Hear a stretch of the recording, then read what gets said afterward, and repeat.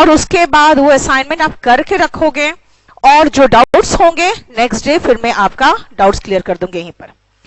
देखो, सबसे पहले इंग्लिश में एक तो आपको पेशेंस रखना पड़ेगा, बहुत पेशेंस रखना पड़ेगा, क्योंकि इंग्लिश में आपको सिर्फ एक होता है ना रूल सिखा देना, नियम सिखा दे और इंग्लिश आ जाए, ऐसा कुछ नहीं होने वाला। इंग्लिश के लिए आपको प्रॉपर तरीके से इंग्लिश को इम्बाइब करना पड़ेगा। You know what is the meaning of imbibe? Imbibe का मतलब होता है कि उसको सोखना पड़ेगा। जैसे लकड़ी को देखते हो अपने आप में पानी सोख लेता है, तो देखते हो बरसात के मौसम में वो दरवाजा बंद नहीं होता। क्यों नहीं होता? क्योंकि वो अपने आप में वो पानी सोख लेता है। बहुत धीरे धीरे, वो प्रोसेस दिखता नहीं है आपको, लेकिन वो मॉइस्चर जो एटमॉस्फेयर से सोख रहा है बहुत धीरे धीरे, और अल्टीमेटली ऐसा समय आता है जो दरवाजा बंद नहीं होता। इसका मतलब सोच लो कितना फैल चुका है वो। तो वैसे ही आपको बहुत धीरे धीरे अपने आप में इम्बाइब करना पड़ेगा इंग्लिश, क्योंकि इंग्लिश एक भाषा है, ये कोई नियम कानून नहीं है। इसीलिए ध्यान रखना, मैंने अपने जो वॉल्यूम 1 में, अपना जो मेरा इंग्लिश का बुक है वॉल्यूम 1, उसमें मैंने क्या क्या वर्ड्स यूज किए पता है? रूल, फॉर्मूले। क्यों? क्योंकि आप मेरे से इतने दूर थे ना, कि आप एक गांव में बैठे हुए हो, मैं आपको इंग्लिश सिखा रही हूं, तो इंग्लिश में कैसे सिखाऊं आपको? आपको सिर्फ नियम बता दिया, एग्जाम्पल्स बता दिए, और बस उसके बाद बोला कि देखो इस फॉर्मेशन में ये एग्जाम्पल्स है, इसको सेट कर लो, है ना। लेकिन आज जो मैं आपको सिखाने जा रही हूं वो इंग्लिश है जो सही कहे तो टेक्नोलॉजी के माध्यम से मैं दिल्ली में बैठी हूं and you are very far away. Now see, as far as English is concern, मैं आपको सबसे पहले एक कॉमन जो कहते हैं ना basic structure is what I need to teach you first. सबसे पहले आ जाओ कि हम बेसिक स्ट्रक्चर में आते हैं। What is the basic structure of any language? Any language. See, India में एक बेनिफिट है कि हम ट्रांसलेट कर लेते हैं हिंदी से इंग्लिश में, है ना। इंग्लिश से हिंदी में, हिंदी से इंग्लिश में हम ट्रांसलेट कर लेते हैं, लेकिन बाकी आप समझो कि इंग्लिश का स्ट्रक्चर अलग है और हिंदी का स्ट्रक्चर अलग होता है। जैसे खुद सोचो, अगर मैं कहूं मैं इंग्लिश पढ़ाती, अब आपको समझ में नहीं आ रहा क्या बोलना चाह रही मैं हूं, अब समझ में आया, मैं इंग्लिश पढ़ाती हूं, इसका मतलब है प्रेजेंट की बात कर रही हूं। लेकिन इंग्लिश में आई टीच में ही समझ में आ गया, प्रेजेंट की बात हो रही है इंग्लिश बोलने से पहले। सो सी द स्ट्रक्चर, इंग्लिश का स्ट्रक्चर डिफरेंट है हिंदी से। सो रिमेंबर, जो बेसिक स्ट्रक्चर है, इफ आई से basic structure, I will say I teach. This means मैं पढ़ाती हूं, I teach, I am the subject. Subject का मतलब doer, so this is the doer of the action, and remember doer का मतलब होता है subject। और एक बात बताओ, मैं पढ़ाती हूं, that means मैं करने वाली मैं हूं। करने वाली अगर मैं हूं, इसका मतलब है कि मैं एक्टिवली ये काम कर रही हूं। so this is active voice। अब हम लोग कुछ दिनों तक तो बस एक्टिव वॉइस के कंसेप्ट में ही रहेंगे, इसीलिए ध्यान रखना, एक्टिव वॉइस मतलब मैं सबसे पहले आगे, सबसे आगे जो होगा ना, वो करने वाले डूअर, दैट इज कर्ता को ही रखूंगी, और उसके बाद मैं क्या करती हूं, दैट इज द एक्शन। इस एक्शन को हम वर्ब कहते हैं, और वर्ब में मैंने कहा I teach. See, When I said I teach, इसका मतलब मैं करने वाली हूं। अगर मैं कर रही हूं तो मैं आपको पढ़ा रही हूं।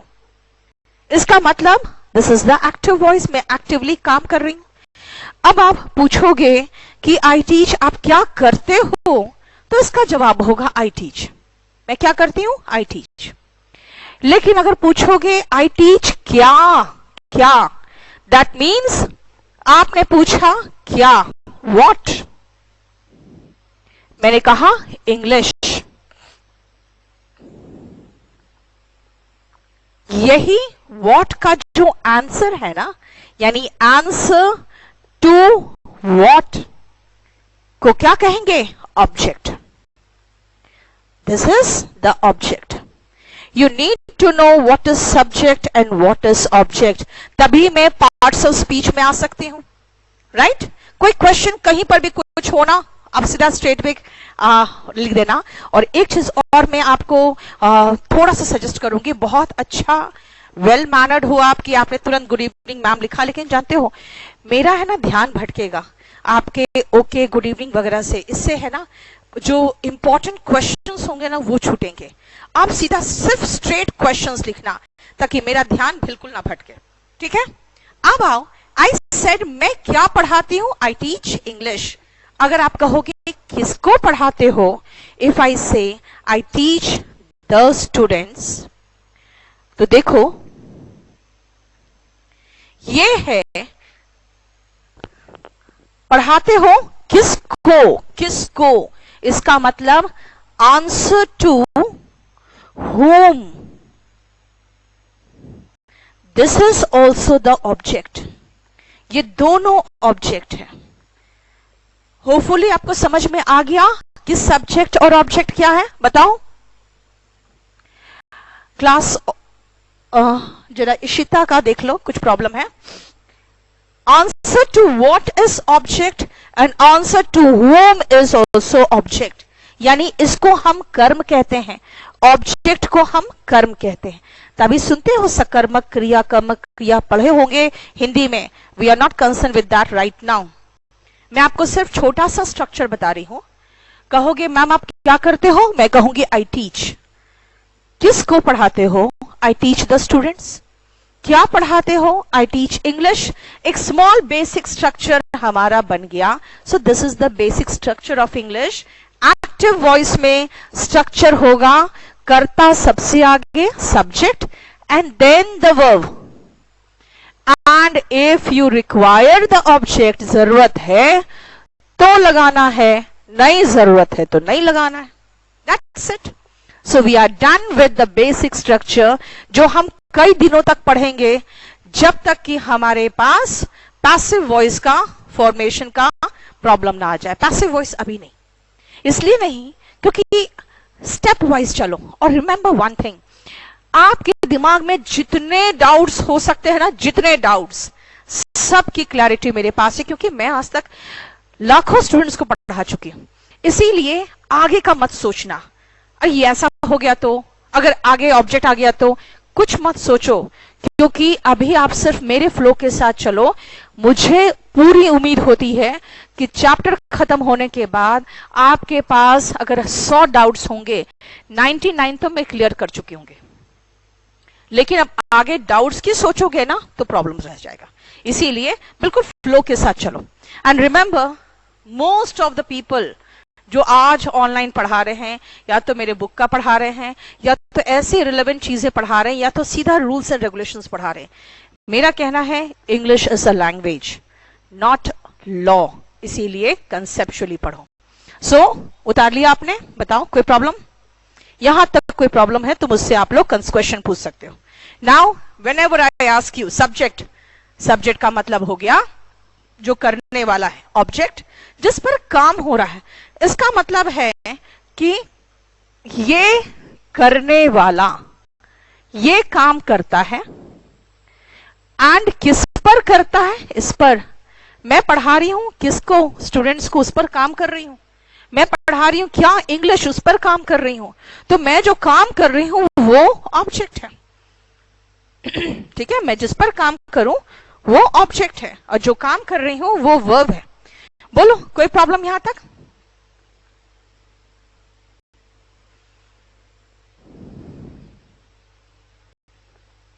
चलो अब आओ आगे का फॉर्मेशन समझो ध्यान से। मैंने आपको कहा कि मैं ये सब्जेक्ट, ये फॉर्मेशन बना रही हूं। अच्छा, ये फॉर्मेशन बनाया तो मैं इंग्लिश पढ़ाती हूं, इसका मतलब है आप कहना चाहते हो कि जो पढ़ाने वाले लोग होते हैं वो पढ़ाते हैं, ये कहना चाहते हो। और टीचर्स टीच क्या, तो ठीक है, आपने एक सब्जेक्ट का प्रॉपर नाम दे दिया इंग्लिश तो लिख दिया, और अगर इंग्लिश नहीं लिखते तो सब्जेक्ट्स, बहुत सारे सब्जेक्ट्स पढ़ाते हैं, हम वो लगा देते हैं, है ना। आप देखो ध्यान से, टीचर्स टीच इंग्लिश, इस सेंटेंस में आ जाओ। मैं कह रही हूं कि टीच, ये काम करने वाला कौन है, ये सब्जेक्ट है और ये ऑब्जेक्ट है। अब आते हैं डिफरेंट पार्ट्स ऑफ स्पीच में, उसको समझने की कोशिश करना। देखो, नाउन अपने में कम से कम कुछ नहीं तो 15 घंटे से ऊपर का चैप्टर है, और क्योंकि जब मैं लाइव पढ़ाऊंगी तो वो और लंबा जाएगा, ठीक है। सारे प्रोनाउन, नाउन सब बहुत लंबे लंबे चैप्टर्स है। मेरा काम अभी क्या है कि मैं जब आपको नाउन बोलूं ना नेक्स्ट क्लास में भी, तो आपको समझ में आना चाहिए नाउन क्या है ना। अगर मैं प्रोनाउन बोलूं तो समझ में आना चाहिए प्रोनाउन क्या है। इसका मतलब है कि मैं सिर्फ आपको अभी बेसिक कंसेप्ट दूंगी पार्ट्स ऑफ स्पीच का, बहुत ही आसान लैंग्वेज में। अब आ जाओ कि मैं इस सेंटेंस फॉर्मेशन में आ गई और मैं अब कह रही हूं कि चलो हम लोग थोड़ा पार्ट्स ऑफ स्पीच देख ले। ये पार्ट्स ऑफ स्पीच क्या है, जरा मेरी हैंडराइटिंग देखो और कोशिश करो हैंडराइटिंग का भी नकल करने का, कोशिश करो एक्सेंट का भी नकल करने का, है ना। द रीजन इज, भाषा सुन सुन के आता है, इमिटेट नकल करके आता है। नकल करना अच्छी बात नहीं होती, लेकिन भाषा में सबसे अच्छा तरीका है सीखने का नकल करना। सो आप कोशिश करो मेरे हैंडराइटिंग का नकल करने का। अब आओ पार्ट्स ऑफ स्पीच में। सबसे पहले मैं पार्ट ऑफ स्पीच, वही मैं एकदम सीरियल ऑर्डर में चलूंगी, नाउन, प्रोनाउन, एडजेक्टिव, एडवर्ब, वही सब में चलूंगी, ठीक है। सबसे पहले आते हैं नाउन में। अब देखो ध्यान से, इस नाउन की पार्ट बता दे आपको। नाउन, अब आप डेफिनेशन सीखे हो कहां पे, स्कूल्स में आप पढ़े हो। अब अभी सब कोई अपने आप में डेफिनेशन बोल रहा होगा, the name of any person, place और thing is called a noun, है ना। और मैं कह दूं ये गलत है तो कहोगे तो फिर आपको ज्यादा ही जानते हो फिर तो। चलो, पढ़ाते पढ़ाते एक्सपीरियंस हो जाता है बेटा कि कुछ चीजें हैं जो सही में हम जो बोलते आ रहे हैं गलत है। अब देखो कैसे। डेफिनेशन कहा, किसी व्यक्ति, वस्तु या स्थान के नाम को संज्ञा कहते हैं। The name of any person, place और थिंग इज कॉल्ड नाउन, है ना। The name of any person, इसका मतलब पर्सन का नाम हम जानते हैं राम है, तभी नाउन है क्या? क्या अगर हम पर्सन बोल दे तो वो नाउन नहीं है? The place of, the name of any place, the name of any place, यानी अगर हम कहे हम कि दिल्ली है, ये दिल्ली है, तभी नाउन है। क्या अगर मुझे पता नहीं है मैं सिटी बोल दूं तो क्या नाउन नहीं है ना। आप ट्रेन में जाते हो तो कई बार ऊपर बैठे रहते पूछते हो ना कौन सा सिटी आया, कौन सा प्लेस आया, तो प्लेस पूछते हो ना, क्यों? क्योंकि आप उसको प्रॉपर नाम नहीं जानते, आपको प्रॉपर नाउन नहीं मालूम, तो आप उसका कॉमन नाउन बोलते हो, यानी कि ये कौन सा प्लेस है। तो प्लेस वर्ड भी तो नाउन है। अगर मैं आपको कहूं ठीक है आपका नाम जानती हूं तो नाम से बुलाऊंगी, नहीं जानती तो मैं कहूंगी जरा स्टूडेंट का प्रॉब्लम देख लेना, तो स्टूडेंट कहा, है ना। कहा उस बॉय का प्रॉब्लम देख लेना, बॉय कहा, that is also noun. So noun का मतलब भाई नाम दे दिया तो नाउन है, जो भी नाम दे दिया। इसीलिए जितना लंबा चौड़ा डेफिनेशन दोगे गलत करने की संभावना उतनी ही रहेगी। सिर्फ कहो नेमिंग वर्ड, सिर्फ बोलोगे naming word, that is noun. So when you talk about noun, आप जो डेफिनेशन बचपन से याद कर रहे थे, the name of any person, place और thing is called a noun, ये पूरा का पूरा कंप्लीट डेफिनेशन ही रॉन्ग है। होना चाहिए whatever defines a name, whether common और प्रॉपर और whatever is called a noun. जिस भी चीज को मैंने कहा भाई ये क्या है, ये चीज क्या है, तो कहोगे थिंग के लिए थिंग भी तो नाउन है। आपने कहा नहीं ये तो मार्कर है, तो मार्कर भी तो नाउन है। Got it? इसका मतलब है कि अगर मुझे नहीं पता, मैंने थिंग कहा, आपको पता है, तो आपने मार्कर कहा, तो नेम ऑफ एनी थिंग क्यों होगा? थिंग भी तो खुद ही नाउन है। So noun is the naming word, हो गया। अब दूसरी चीज में आओ कि नाउन क्या है। देखो, मैंने कहा कि जो पढ़ाने वाले हैं ना, उनको नाम दिया गया है टीचर, और एक सब्जेक्ट है उसको नाम दिया गया है इंग्लिश। तो हमने नाउन को कहां कहां लगाया? सब्जेक्ट और ऑब्जेक्ट के प्लेस पे। इसका मतलब मैं कह सकती हूं comes in place of subject and object, है ना? किसके किसके स्थान पे आया? सब्जेक्ट और ऑब्जेक्ट के स्थान पे आ रहा है, राइट? दिस मीन्स नाउन क्या है? नेमिंग वर्ड है। कहां कहां आया? सब्जेक्ट और ऑब्जेक्ट के प्लेस पे आया। और कुछ और सोच सकते हैं क्या? तो मैंने कहा आई टीच स्टूडेंट्स, ये भी तो नाउन है, तो स्टूडेंट्स के पहले ये द क्या कर रहा है? द का मतलब तो कम से कम थोड़ा बहुत इंग्लिश जो पढ़े ये भी जानते होंगे, द इज आर्टिकल, है ना, ए एंड द। तो कहेगा ये द स्टूडेंट्स के साथ लगाया है। क्या अब ये हम द आई द टीच लगा सकते हैं? नहीं लगा सकते। द आई लगा सकते हैं? नहीं लगा सकते। इसका मतलब ये जो आर्टिकल है ये एक तरह का पहले से ही बता देता है, भाई मेरे बाद जो आएगा ना वो नाउन आएगा। अगर मैं कहूं ना गुड स्टूडेंट्स बोल दूं तो गुड के पहले आ रहा है? नहीं, वो गुड के पहले नहीं आ रहा, वो स्टूडेंट्स के लिए ही आ रहा है, भले उसका स्थान गुड के पहले हो गया। स्टूडेंट्स हटाओगे तो कभी कहते हो ही इज अ गुड? नहीं कहते हो, कहोगे he is a good student. Student हटा दोगे तो ए भी हटेगा, तो ही इज अ गुड नहीं बोलोगे, ही इज गुड बोलोगे। इसका मतलब आर्टिकल जो है वो डिटरमिन करता है कि भाई मेरे बाद जो आएगा वो नाउन आएगा। तो डिटरमिन करने वाले को डिटरमिनर कहते हैं, राइट? अब डिटरमिनर की अगर बात करोगे आप तो ध्यान से देखो क्या है। बोलोगे डिटरमिनर मतलब आर्टिकल। डिटरमिनर जानते हो अलग से एक चैप्टर है जो मैं आर्टिकल के साथ इसलिए पढ़ा देती हूं। उसका रीजन क्या है कि कहीं से एडजेक्टिव को भी उठा लिया है, कहीं आर्टिकल उठा लिया, कुछ भी उठा के जो भी नाउन के पहले लगे। जैसे this is my house, house किसी स्थान का नाम है, तो हाउस के पहले माई आया ना, ये भी डिटरमिनर। इसका मतलब है कि नाउन के को डिटरमिन करता है डिटरमिनर। इसका मतलब noun is denoted by article और एनी डिटरमिनर। यानी अगर आपको आर्टिकल दिख जाए, my, his, some, few, one, two दिख जाए तो समझ जाना उसके बाद नाउन आने वाला है। वन क्या? बॉय। सम क्या? Boys. Few letters, my house, है ना? द स्टूडेंट्स, देख रहे हो ये सारे, ये the, my, one, two, few, ये सब बताता है भाई इसके बाद तुरंत नाउन आने वाला है। इसीलिए noun indicated by a determiner.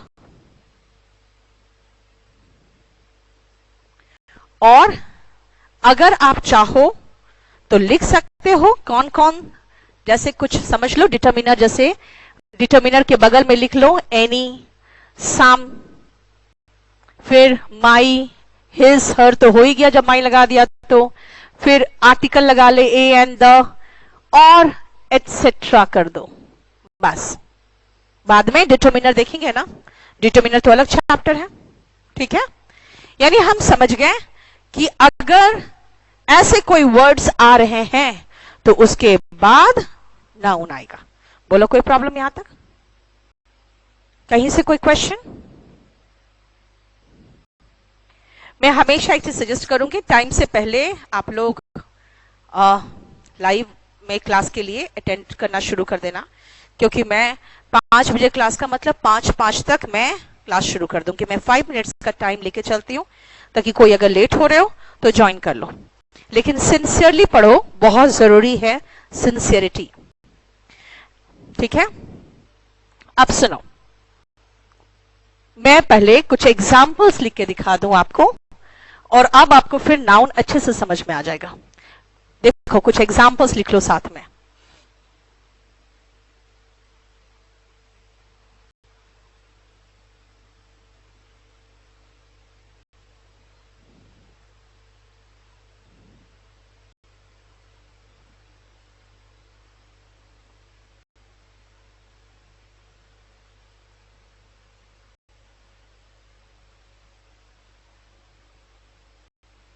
मुझे वो कैप का शीट 1 टेलीग्राम में भेज दो ताकि मैं शेयर कर लूं।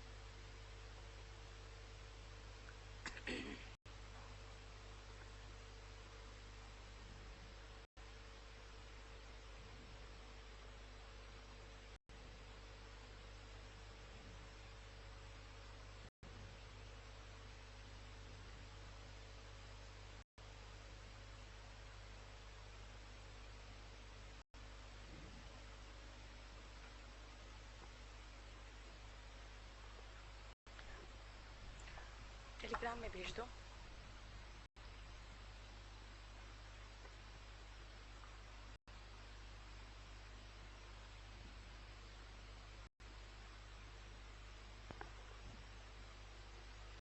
सारे इश्यूज तो यही दिख रहे होंगे मुझे, सारे इश्यूज तो यही दिख रहे होंगे, कोई और तो नहीं है, अलग से कोई इश्यू तो नहीं हो रहा किसी का?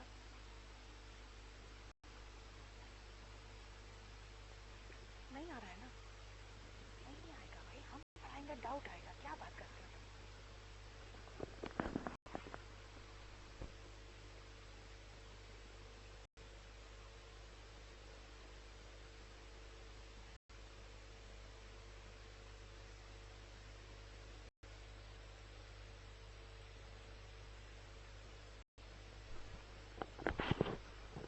लिख लिया? चलो आ जाओ। 1 से लेकर 5 तक लोग बोल रहे थे कि डाउट्स के लिए अलग से सेशन ले लो क्योंकि बहुत सारे डाउट्स आएंगे। बस खाली आप लोग गुड मॉर्निंग गुड इवनिंग कुछ मत भेजना, ठीक है? बाकी जितने डाउट्स भेजो, मुझे अच्छे से पता है डाउट्स बिल्कुल नहीं होंगे क्योंकि मैं बिल्कुल कंसेप्ट क्लियर करते हुए चली जाती हूँ। मुझे पता है कितने तरह के कहां डाउट्स उठ सकते हैं, सब खत्म हो जाएगा। यहां पे देखो मैंने कहा राम इज अ बता दिया कि भाई अब नाउन आने वाला है। अब नाउन की विशेषण यहां लगा दी हो, कोई बात नहीं, यहां पर लगा दिया ना नाउन। मुझे नहीं आता नाम तो मैं बॉय बोलूंगी, नाम पता है तो राम बोलूंगी। देखो सब्जेक्ट के प्लेस में भी नेम आ रहा है ना? और वर्ब इज कहोगे, इज तो यहां पे कोई एक्शन तो बता नहीं रहा है। मैं वर्ब में आऊंगी तो डिफाइन करूंगी इज क्या है। अ गुड बॉय देख लो, आपको सब्जेक्ट के प्लेस पे भी एंड उसके बाद भी आपको आगे पीछे दोनों तरफ नाउन दिख रहा है ना, राइट? अब आओ मैं इसी इज को लेके चलूंगी। वर्ब के पहले को मैंने कहा सब्जेक्ट है, तो ये भी तो वर्ब के पहले। देखो जरा ध्यान से, नाउन में मैंने कहा कि राम जानते हैं यानी प्रॉपर नाम जानते हैं, और नहीं जानते तो बॉय बोलते हैं यानी कि नेम में आ रहा है नाउन का मतलब नेम। लेकिन सेकंड जरा देखो ध्यान से, मैंने स्विम लगाया है। आपको शुरुआत में अभी जब आप पढ़ रहे हो ना, तो साथ साथ मेरा एक छोटा सा और आप काम करोगे। मेरा इंग्लिश का जो बुक है ना वॉल्यूम 1, उसमें 10 to 20 पेजेस जो है उसमें वर्ब के फॉर्म्स है, वो याद कर लो, क्योंकि फर्स्ट चैप्टर जब हम आएंगे ना वर्ब, तो उसमें इसकी जरूरत पड़ेगी। वर्ब के फॉर्म्स याद करना शुरू कर दो, है ना? अब सुनो, नाउन का मतलब नेम, नाउन का मतलब स्विमिंग इज, वर्ब के पहले स्विमिंग आया है। बोलोगे स्विम तो हम वर्ब में याद करते हैं, swim, swum, swung, and swimming, ये सब तो हम वर्ब में याद करते हैं, है ना। स्विम वर्ब तो है, लेकिन स्विमिंग हम V1 ING फॉर्म में, देखो जरा सब्जेक्ट के प्लेस पे आ रहा है। अगर सब्जेक्ट के प्लेस पे आ रहा है ना, तो ये नाउन का काम कर रहा है, और इसी को बाद में जाके पढ़ोगे आप जेरेंड में, जेरेंड में पढ़ोगे, ठीक है। तीसरा देखो ध्यान से, आई डिड माई बेस्ट, मैंने अपना सर्वश्रेष्ठ किया। अब बोलोगे बेस्ट, बेस्ट जितने लोग इंग्लिश से थोड़ा सा पहले से पढ़े हुए हैं वो कहेंगे हम तो गुड, बेटर, बेस्ट एडजेक्टिव में पढ़ते थे। भाई गुड, बेटर,